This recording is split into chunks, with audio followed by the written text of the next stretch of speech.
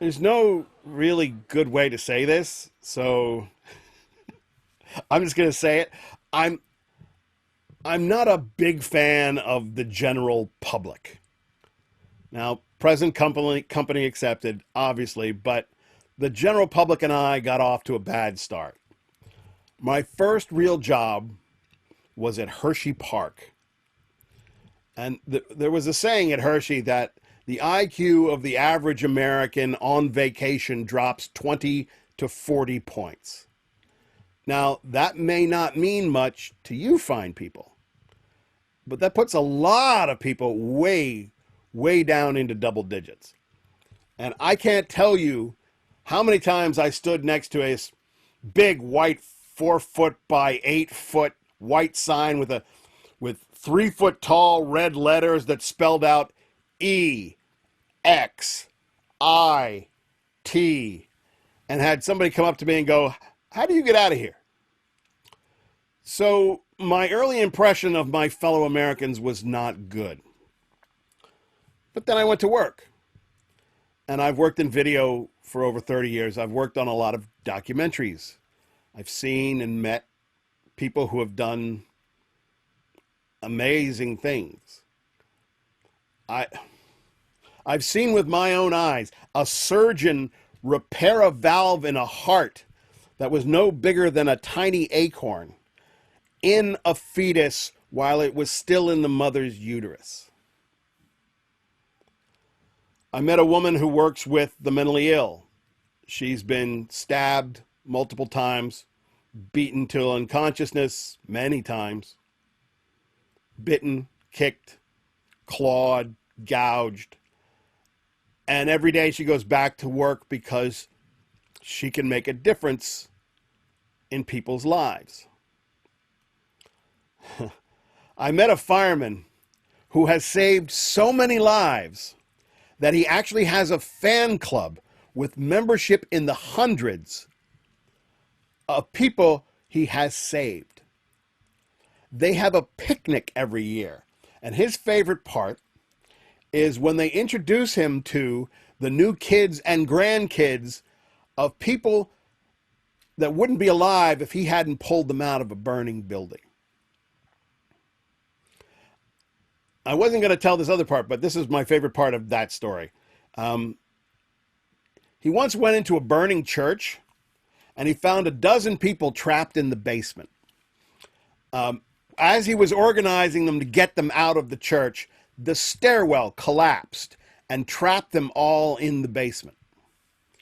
He took off his own oxygen mask, gave it to a pregnant woman, then he shimmied up a wall by pressing his back against one wall and his feet against another, and got up to a little window, broke the glass. The outside of the window had iron bars on it. Somehow, he wedged his body between the iron bars and pushed them apart far enough that they could get the kids out. When somebody saw this was going on, they ran over, attached a rope to the iron bars, the other end to the hitch on a pickup truck, and yanked the steel bars off the church, or the iron bars off the church. And he got, of the 12 people who were trapped in that basement, 10 survived. 2 were overcome by smoke. And he did this with 4 broken ribs and a fractured arm. The day I met him, they introduced him to the granddaughter of the pregnant woman he had given his oxygen to.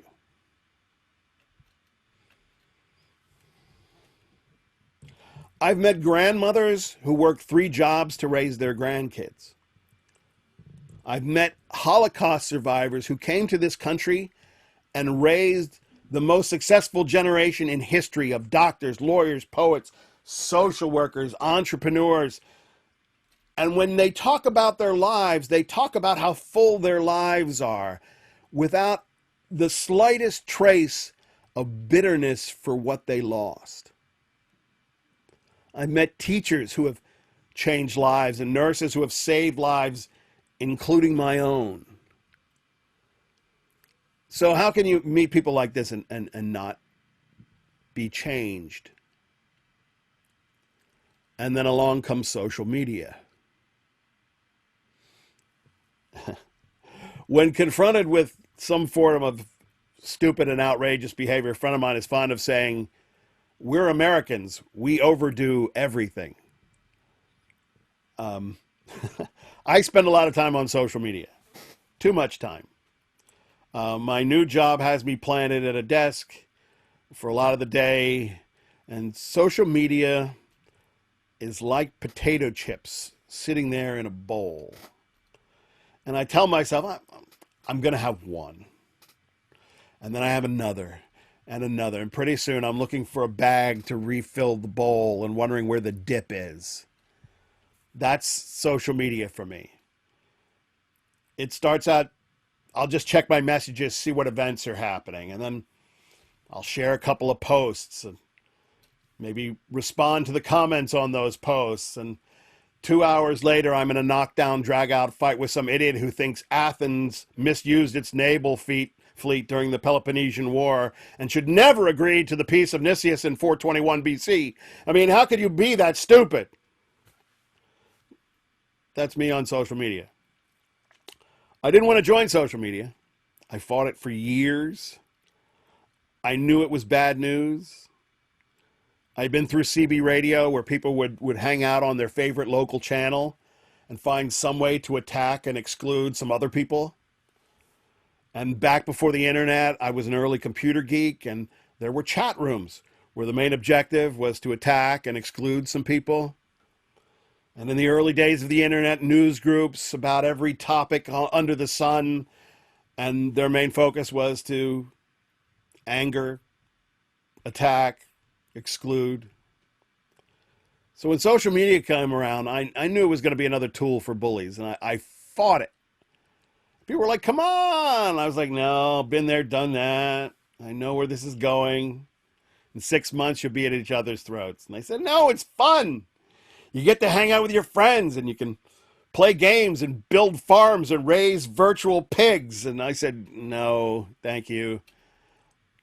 But I was like the guy from like 100 years ago saying, you really don't want to get into those horseless carriages. You'll end up spending trillions of dollars building millions of miles of road and spew filth into the atmosphere and change the climate. And people would be like, no, it's fun. Eventually, it just got lonely walking around like the guy walking around town looking for a hitching post for his horse. So I gave up and I joined social media. Now, I don't know about your social media habits, but lately my Facebook feed has been dark. Apparently, the deaths of 100,000 people in 11 weeks is irrelevant because they were only gimps and geezers. I've seen people calling for the assassination of Governor Wolf for closing businesses. I see all sorts of people attributing nefarious conspiracies in the way the virus has been handled. People at each other's throats. Armed protests. It's getting out of hand. And then on Saturday, I went out for the first time in an extended way. I had a lot of projects that needed supplies. I had to do the hunter-gatherer thing. And I really expected to see people arguing and protesting the mask. I expected short tempers and angry, bad behavior. But what I saw was people being patient and kind. I saw people going out of their way to make space for others. I saw, after you. No, you go. No, after you. You first. I passed dozens and dozens of people actually talking to their neighbors. Now, it was from the sidewalk with masks on, but people were out in their neighborhoods talking to each other. In the parking lot at Home Depot, as I was parking, there were a couple of guys helping a woman out by loading these big, heavy bags of dirt and mulch and sand into her car. And they were taking turns to make sure that they were keeping social distancing. And when they were done loading it, They introduced themselves. These were three people who had never met before. And they just decided to help her out because it was the right thing to do. The whole day I was out, I only had one confrontation, and that was at Home Depot. I went to a Home Depot far away from my house, and they were limiting the numbers of people they were allowing into the building. And I hadn't seen that before, so while I was waiting there, I talked to the guy, and I said, why are you doing that? And he said, well, the governor had ordered it. And I said, well, at the Lowe's and the Home Depot near my house, they weren't doing that. And he got very upset and said that if I had a problem with it, I should take it up with the governor. So I apologized. I said I wasn't complaining. I was just asking a question. And thank you for being here and doing this. And I want you to know it's appreciated. And he looked at me over his mask and he apologized.